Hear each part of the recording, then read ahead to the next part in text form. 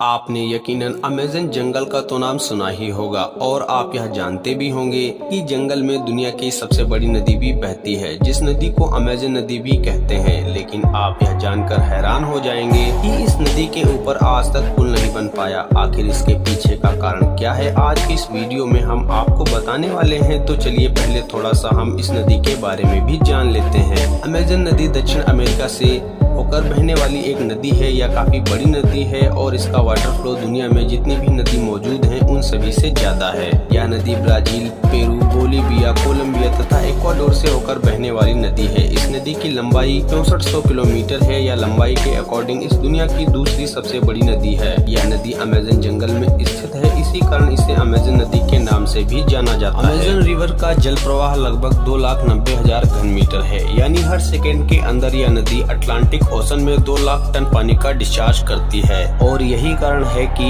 इस नदी को दुनिया की दूसरी सबसे बड़ी नदी भी बनाती है। साथ ही अमेज़न नदी का जलमार्ग दुनिया का सबसे बड़ा जलमार्ग है। इसकी कुल लंबाई लगभग 6992 किलोमीटर है। अमेज़न नदी की 1100 से भी ज्यादा सहायक नदियां हैं। इनमें से 1200 ऐसी नदी भी मौजूद हैं जो 15 किलोमीटर से बड़ी हैं।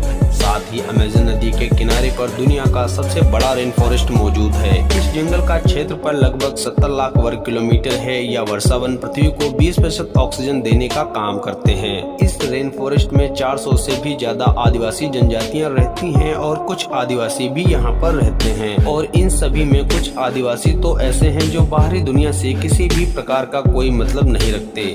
साथ ही यह नदी इसके आसपास रहने वाली आबादी को आर्थिक मदद भी करती है। यह नदी यहाँ के लोगों को मछली पकड़ने, लकड़ी उद्योग, कृषि और पर्यटन के रोजगार देती है। अमेज़न नदी के किनारे पर रहने वाले लोगों की संख्या 3 करोड़ है।